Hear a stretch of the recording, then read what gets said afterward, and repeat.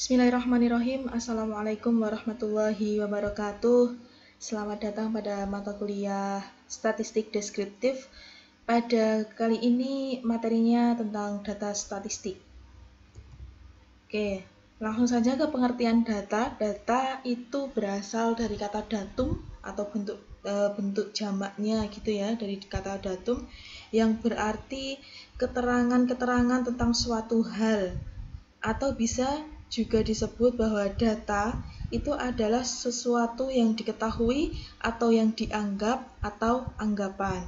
Jadi data kalau yang kita bicarakan di sini nanti adalah data yang sifatnya adalah kuantitatif atau berbentuk angka-angka. Jadi kalau di sini disebutkan bahwa data itu keterangan, jadi nanti angka yang kita peroleh itu menerangkan, atau kalau di sini adalah anggapan, berarti angka tersebut adalah keterangan dan anggapan akan sesuatu hal. Oke, selanjutnya data itu harus dikumpulkan karena data itu banyak sekali berceceran di seluruh dunia bahkan gitu ya.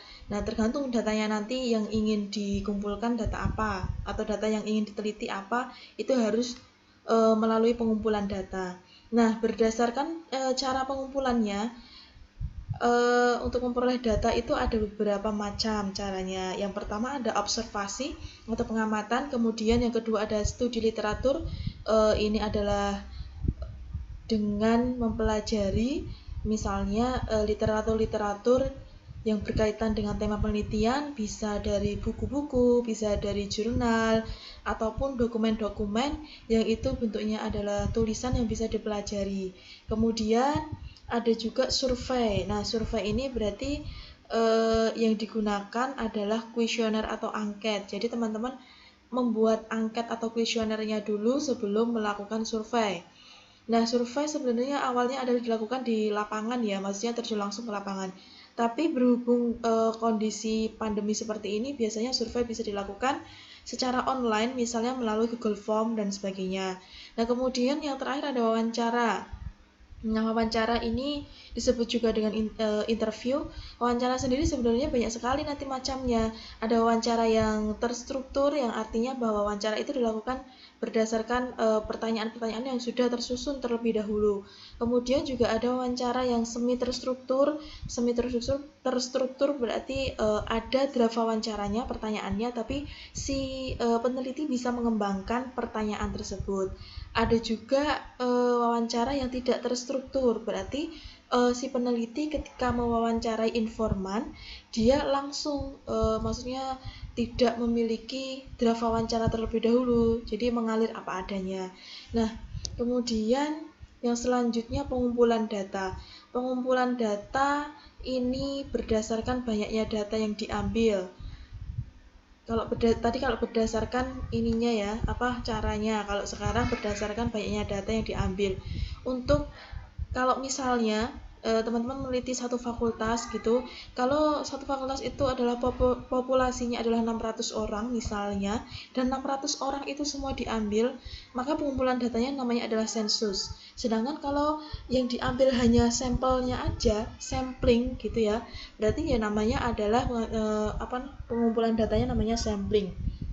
Nah, di sini keterangannya adalah sebagian dari populasi. Jadi kalau tadi satu fakultas 600, misalnya ngambil sampelnya saja, bisa dihitung, nanti ada hitungannya, mungkin ketemu 200 orang atau 100 sekian orang. Jadi tidak harus meneliti sejumlah populasi, karena itu nanti banyak sekali kendalanya dan juga banyak memakan waktu. Kemudian pengolahan data. Nah, data tadi setelah dikumpulkan kemudian diolah.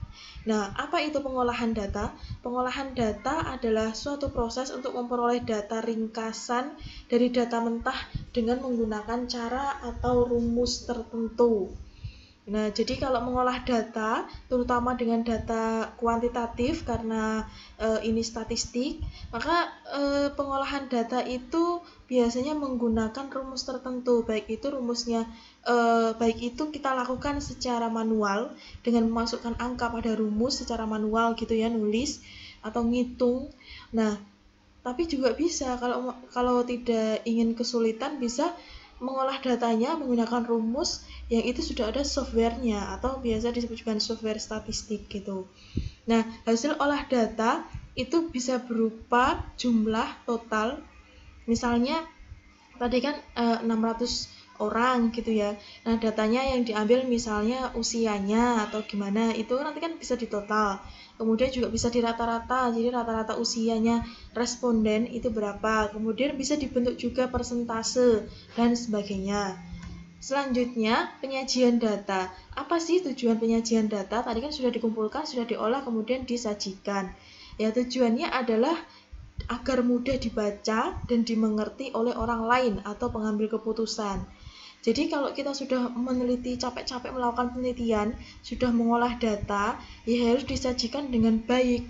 Jadi biar yang kita peroleh itu paham, biar mudah atau biar orang lain itu gampang mengerti apa yang kita peroleh dalam penelitian. Kemudian fungsi penyajian data yang di sini pertama menunjukkan perkembangan suatu keadaan. Misalnya kita meneliti perkembangan ini ya, IPK mahasiswa dari tahun ke tahun. Jadi bisa perkembangan IPK itu apakah 5 tahun terakhir misalnya 2015 sampai 2020 itu perkembangan IPK-nya gimana? Bisa naik, bisa turun atau mungkin stagnan gitu ya, tetap. Nah, itu bisa disajikan misalnya menggunakan diagram atau grafik atau tabel dan sebagainya. Nah, kemudian fungsinya lagi adalah mengadakan perbandingan pada suatu waktu. Nah, tadi misalnya IPK 5 tahun terakhir, berarti kan kita bisa membandingkan IPK tahun 2015 itu apakah lebih baik dibandingkan IPK tahun 2016. Dan begitu selanjutnya, misalnya rata-rata IPK 2020 itu turun. Rata-ratanya turun. Kenapa IPK 2020 turun? Misalnya ya terjadi pandemi, kemudian proses belajar mengajar kurang tertib, kurang terkendali gitu ya, dan sebagainya. Jadi itu bisa diperbandingkan karena ada datanya dan kemudian disajikan. Selanjutnya adalah model penyajian data. Meskipun tadi saya sudah sedikit menyebut ya, jadi penyajian data itu banyak sekali modelnya. Di sini yang pertama ada tabel dan grafik. Tentu dalam secara garis besar itu berupa tabel dan grafik. Dua ini. Kemudian tabel dan grafik itu banyak sekali macamnya. Untuk tabel yang pertama ada tabel frekuensi. Setelah itu ada tabel klasifikasi, ada tabel kontingensi, ada tabel korelasi. Ini akan dibahas satu persatu nanti. Kemudian dari grafik ada grafik piktogram, ada batang atau balok, kemudian garis, kemudian lingkaran dan kartogram. Kita bahas satu-satu. Yang pertama ini adalah contoh tabel frekuensi dan klasifikasi. Untuk frekuensi itu apa? Namanya frekuensi, dia itu menunjukkan banyaknya kejadian atau frekuensinya berapa atau berapa kali gitu ya. Nah, misalnya nilai statistik. Mahasiswa yang mendapatkan nilai statistik 61 sampai 70, itu frekuensinya berapa? Jumlahnya berapa? Adalah 13 kejadian, 13 orang. Kalau di sini dalam hal ini adalah mahasiswa. Kemudian mereka yang mendapatkan nilai 91 sampai 100 berapa orang? Misalnya di sini 1 gitu. Ini adalah tabel frekuensi. Kemudian tabel klasifikasi. Di sini klasifikasi diklasifikasikan, digolongkan, dibikin golongan. Yang pertama adalah ada jantan, yang kedua ada betina. Misalnya yang jantan itu jumlah ayamnya ada 57, kemudian betina ada 80 gitu. Jadi diklasifikasikan. Selanjutnya kontingensi. Apa itu tabel kontingensi? Kontingensi itu menunjukkan atau memuat data sesuai dengan rinciannya. Jadi terperinci ya. Misalnya untuk tahun 1975 ini tentang tentang pendapatan atau tentang perolehan minyak di dunia gitu bisa. Misalnya di sini ada negara OPEC. Kemudian di sini ada Rusia, ini ada penghasilan minyak dunia, kemudian ini jumlah seluruhnya. Misalnya penghasilan minyak oleh negara-negara yang tergabung dalam komunitas OPEC itu 9.934, Rusia segini, dunia segini. Nah, ini diperinci per tahunnya, mereka ada rinciannya gitu. Selanjutnya ada kok tabel korelasi. Apa itu tabel korelasi? Tabel korelasi itu hubungan antara data yang disajikan. Ada hubungan antara data yang disajikan karena arti dari korelasi itu adalah hubungan. Misalnya di sebelah sini kita lihat ada nilai statistik, kemudian di sini di sini ada nilai statistik, kemudian di sini ada nilai akuntansi. Nah, ini apakah ada hubungan antara nilai akuntansi dengan nilai statistik? Misalnya, mereka yang mendapatkan nilai statistik 40 sampai 49 dapat nilai akuntansinya berapa? 60 sampai 69. Kemudian kalau mereka mendapatkan nilai statistik di sini 90 sampai 99. Nah, ketika dia mendapatkan nilai statistik di sini ada 4 orang ini, dia mendapatkan nilai akuntansi yang tinggi juga gitu. Kemudian lagi kalau misalnya dia mendapatkan nilai statistiknya sedang lah ya, di antara 70,79. Nah, ini ketika ada yang mendapatkan 2 nilai statistiknya sedang, itu nilai akuntansinya tinggi. Nah, di sini juga ada 10 orang yang mendapatkan statistik cukup baik dan dia mendapatkan akuntansi juga cukup baik.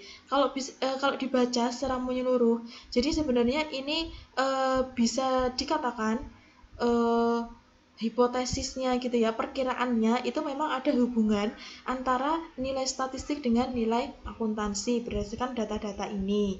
Nah, ini hanya perkiraan. Jadi nanti kalau namanya penelitian, perkiraan ini apakah ini benar berhubungan sama ini, itu harus dibuktikan. Kemudian ada grafik, piktogram, dan batang.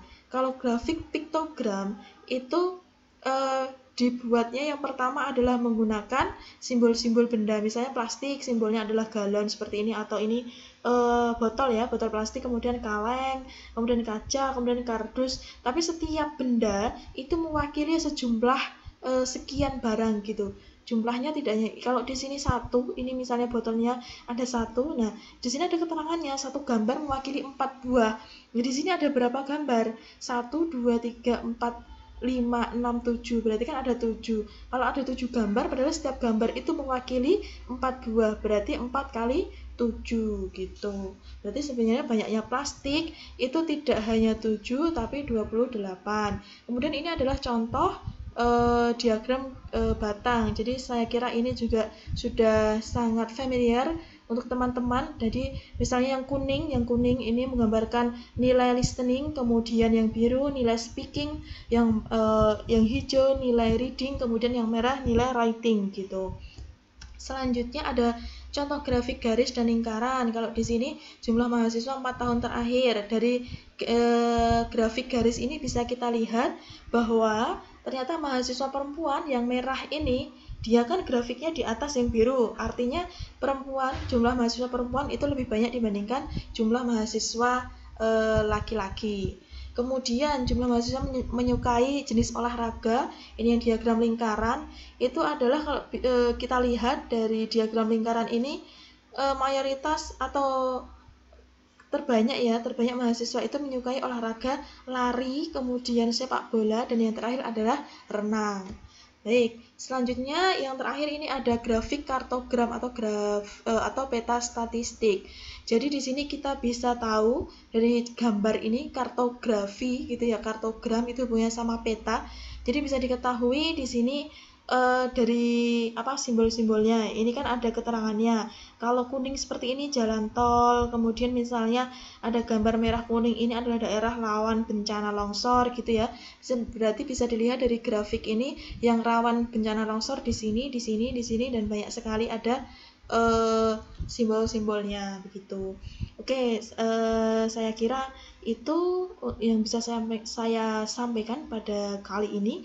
Nanti jika ada yang belum jelas bisa ditanyakan lewat grup kelas. Baik, terima kasih. Selamat belajar. Wassalamualaikum warahmatullahi wabarakatuh.